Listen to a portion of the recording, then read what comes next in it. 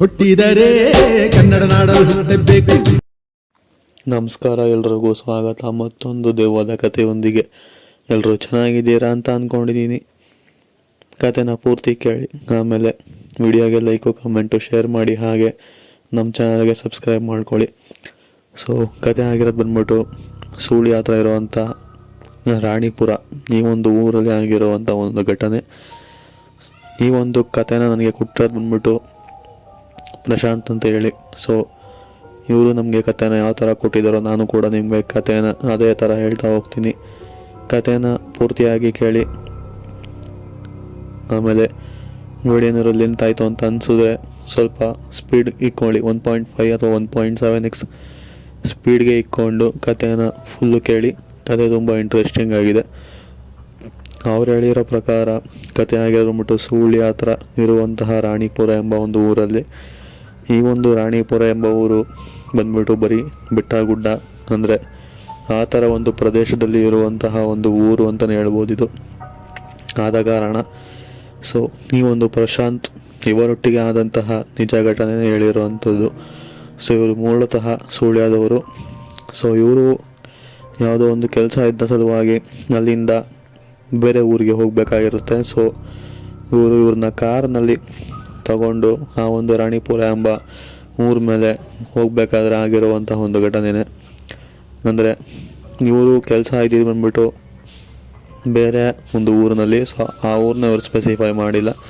But ಆದರೆ ಇವರು ಸುಳ್ಯನ ಬಿಡಬೇಕಾದ್ರೆ time ಸರಿಸುಮಾರು 9 ಗಂಟೆ ಆಗಿತ್ತು, ಅಂದರೆ ರಾತ್ರಿ 9 ಗಂಟೆ ಆಗಿತ್ತು. ಸೊ ಆ ಒಂದು 9 ಗಂಟೆ ರಾತ್ರಿಯಲ್ಲಿ ಇವರು ಈ ಒಂದು ಸುಳ್ಯ ಬಿಟ್ಟು ಮನೆಯಲ್ಲೆಲ್ಲ ಎಷ್ಟೇ ಬೇಡ, ಈ ಸಮಯದಲ್ಲಿ ಹೋಗೋದು ಸರಿಯಲ್ಲ, ಬೆಳಗ್ಗೆ ಹೋದ್ರೆ ಆಯಿತು ಅಂತ ಹೇಳಿದ್ರು ಸಹ ಇವರು ಕೇಳ್ದೇನೆ ಆ ಒಂದು ದಾರಿಯಲ್ಲಿ ಇವರು ಕಾರನ್ನ ತಗೊಂಡು ಒಬ್ಬರೇ ಹೊರಡ್ತಾರೆ ಅವ್ರ ಕೆಲಸ ಇದ್ದ ಸಲುವಾಗಿ. ಸೊ ಬರ್ತಾ ಇರಬೇಕಾದ್ರೆ ಇವರಿಗೆ ರಾಣಿಪುರ ಹತ್ರ ಬರಬೇಕಾದ್ರೆ ಸೊ ಆ ಒಂದು ರಾಣಿಪುರದಲ್ಲಿ ಇವರಿಗೆ ಒಬ್ಬರ ಭೇಟಿ ಆಗುತ್ತೆ. ಅಂದರೆ ಅವರಿಗೆ ಬೇಕಾಗಿರುವಂಥವ್ರೆ, ಅವ್ರ ಜೊತೆ ಇವ್ರಿಗೆ ಕೆಲಸ ಇದ್ದಂಥದ್ದು. ಸೊ ಇಬ್ಬರು ಸೇರಿ ಒಟ್ಟಿಗೆ ಒಂದು ಊರಿಗೆ ಹೋಗಬೇಕಾಗಿತ್ತು. ಸೊ ಆದ ಕಾರಣ ರಾಣಿಪುರಕ್ಕೆ ಬಂದು ಆ ಒಂದು ವ್ಯಕ್ತಿನ ಹತ್ತಿಸ್ಕೊಂಡು ಸೊ ಅಲ್ಲಿಂದ ಹೊರಡೋ ಅಷ್ಟರಲ್ಲಿ ಟೈಮ್ ಸರಿಸುಮಾರು 10 ಗಂಟೆ 10 ಥರ ಆಗಿತ್ತು ಅಂತ ಹೇಳಿರುವಂಥದ್ದು. ಸೊ ಇವರು ಮತ್ತು ಇವರ ಜೊತೆ ಇದ್ದಂಥ ಬಂದ್ಬಿಟ್ಟು ಶ್ರೀನಿವಾಸ್ ಅಂತ ಹೇಳಿ. ಸೊ ಇವರಿಬ್ಬರು ಕಾರ್ನಲ್ಲಿ ಕೂತ್ಕೊಂಡು ಯಾವುದೋ ಕೆಲಸದ ಸಲುವಾಗಿ ರಾಣಿಪುರವನ್ನು ಬಿಟ್ಟು ಮುಂದೆ ಸ್ವಲ್ಪ ದೂರ ಗಾಡಿನ ನಿಧಾನಕ್ಕೆ ಓಡಿಸ್ಕೊಂಬರ್ಬೇಕಾದ್ರೆ ಅವ್ರಿಗೆ ಸಿಗುವಂಥದ್ದು ಒಂಥರ ಆ ಕಡೆ ಎಲ್ಲ ಈ ಒಂದು ಬೆಟ್ಟ ಗುಡ್ಡಗಳ ಪ್ರದೇಶ ಇದ್ದ ಕಾರಣ ಅಲ್ಲೆಲ್ಲ ಸ್ವಲ್ಪ ಘಾಟ್ ಸೆಕ್ಷನ್ ಅಂತಲೇ ಹೇಳ್ಬೋದು.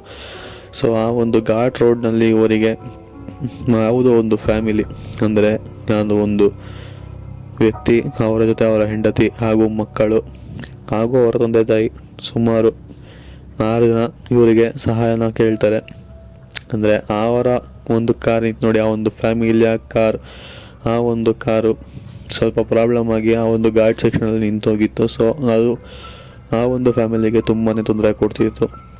ಬಟ್ ಇವರು ಕೂಡ ಏನೂ ಮಾಡೋಕ್ಕಾಗಲ್ಲ, ಫ್ಯಾಮಿಲಿ ಇದ್ದಾರೆ ಅಂತ ಹೇಳಿ ಇಬ್ಬರು ಸಹ ಕಾರ್ನಿಂದ ಇಳಿದು, ಅಂದರೆ ಈ ಒಂದು ಪ್ರಶಾಂತ್ ಮತ್ತು ಶ್ರೀನಿವಾಸ್ ಇಬ್ಬರು ಕೂಡ ಕಾರಿಂದ ಇಳಿದು ಆ ಒಂದು ಫ್ಯಾಮಿಲಿಗೆ ಸಹಾಯ ಮಾಡ್ತಿರ್ತಾರೆ. ಸೊ ಆ ಒಂದು ಕತ್ಲೆಯಲ್ಲಿ ಬ್ಯಾಟ್ರಿ ಆನ್ ಮಾಡಿ ನೋಡಿದಾಗ ಇವರಿಗೆ ಕಾರ್ ಏನಾಗಿದ್ದ ಅಷ್ಟಾಗಿ ಸರಿಯಾಗಿ ಗೊತ್ತಾಗ್ತಿರಲ್ಲ. ಬಟ್ ಹೇಗೋ ಅಲ್ಲಿದ್ದ 3 ಜನನು, ಅಂದರೆ ಆ ಒಂದು ಫ್ಯಾಮಿಲಿಯ ವ್ಯಕ್ತಿ ಹಾಗೆ ಶ್ರೀನಿವಾಸ್ ಮತ್ತು ಈ ಒಂದು ಪ್ರಶಾಂತ್ 3 ಜನ ಸೇರಿ ಕಾರ್ನ ಹೇಗೋ ರೆಡಿ ಮಾಡ್ತಾರೆ, ಆ ಕೆಟ್ಟು ನಿಂತಿದ್ದ ಕಾರ್ನ.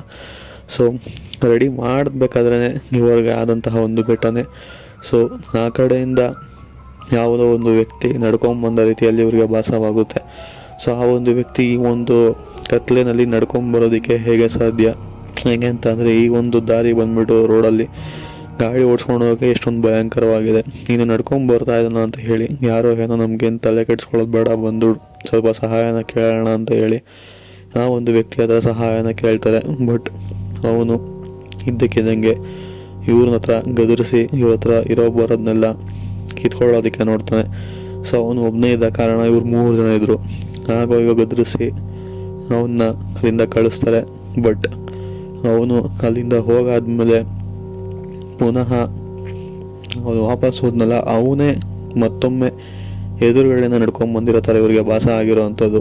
ಅಂದರೆ ಆ ಸಮಯದಲ್ಲಿ ಅವ್ರ ಹತ್ರ ಕಿತ್ಕೊಳ್ಳೋಕ್ಕೆ ಬಂದಂತಹ ವ್ಯಕ್ತಿನ ಇವ್ರು 3 ಜನನೂ ಗೆದರಿಸಿ ಅಲ್ಲಿಂದ ಓಡಿಸ್ತಾರೆ. ಬಟ್ ಅಲ್ಲಿಂದ ಹೋಗೋದಾದ್ಮೇಲೆ ಅದೇ ಥರ ವ್ಯಕ್ತಿನೇ ಮತ್ತೆ ಪುನಃ ಅದೇ ರೋಡಲ್ಲಿ ಅವ್ರು ಯಾವ ಕಡೆ ನಡ್ಕೊಂಡು ಬರ್ತಿದ್ರಲ್ಲ, ಸೊ ಅದೇ ಕಡೆ ನಡ್ಕೊಂಡು ಬರೋದಾರೆ ಇವ್ರಿಗೆ ಭಾಸ ಮತ್ತೆ ನೋಡಿರೋ ಅಂಥದ್ದು. ಸೊ ಇವ್ರಿಗೆ ಅದನ್ನು ನೋಡಿ ವಿಚಿತ್ರ ಅನಿಸುತ್ತೆ.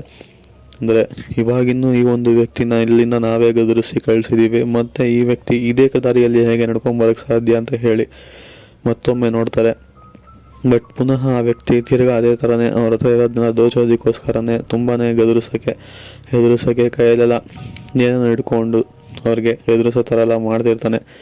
ಇದನ್ನೆಲ್ಲ ನೋಡಿದಂಥ ಅವ್ರಿಗೆ ಸ್ವಲ್ಪ ವಿಚಿತ್ರ ಅನಿಸುತ್ತೆ. ಇವಾಗಿನ್ನೂ ಒಬ್ಬ ಹೋದ ಇವರೇನು ನೋಡಿ ಜೋಳಿನ ಅಥವಾ ಏನು ಅಂತ ಹೇಳಿ ನೋಡಿದಾಗ ಅವ್ರಿಗೆ ಗೊತ್ತಾಗುವಂತಹ ವಿಷಯನೇ ಆ ಒಂದು ವ್ಯಕ್ತಿಗೆ ಏನಿದೆ ನೋಡಿ, ಕೈ ಕಾಲು ಎಲ್ಲ ಕೂಡ ತುಂಬಾ ಗಾಯ ಆಗಿತ್ತು, ಮುಖನೂ ಕೂಡ ಒಂಥರ ವಿಚಿತ್ರವಾಗಿತ್ತು.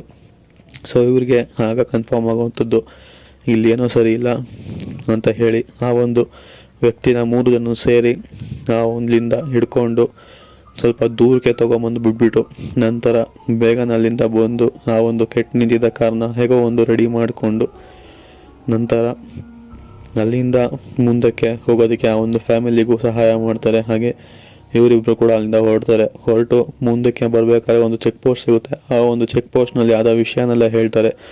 ಸೊ ಆವಾಗಲೇ ಅವ್ರಿಗೆ ಗೊತ್ತಾಗುವಂಥದ್ದು ಆ ಒಂದು ವ್ಯಕ್ತಿ ಅಲ್ಲಿ ಬರೋರಿಗೆಲ್ಲ ಎದುರಿಸ್ತಾ ಇದ್ರು. ಸೊ ಯಾರೋ ಹೀಗೆ ನಿಮ್ಮ ಮುಂದವ್ರನ್ನ ಹೊಡೆದು ಅಲ್ಲೇ ಸಾಯಿಸಿರೋವಂಥದ್ದು. ಅವರ ಆತ್ಮ ಅಲ್ಲಿನೇ ತಿರುಗ್ತಿದೆ. ಸೊ ಅದು ಎಲ್ರಿಗೂ ಸಹ ಕಾಟ ಕೊಡ್ತಿದೆ ಅಂತ ಹೇಳಿ ಆ ಒಂದು ವಿಷಯ ಇವರಿಗೆ ಗೊತ್ತಾಗುತ್ತೆ. ಸೊ ಇದು ಆಗಿರುವಂತಹ ಒಂದು ಸತ್ಯ ಘಟನೆ ಇವರ ಜೀವನದಲ್ಲಿ. ಸೊ ಇದು ಅವ್ರಿಗೆ ನಮ್ಗೆ ಹುಟ್ಟಿರೋಂತಹ ಕತೆ. ಸೊ ಸಿಗೋಣ ಮತ್ತೊಂದು ಕಥೆಯವರಿಗೆ. Until then take care, good bye.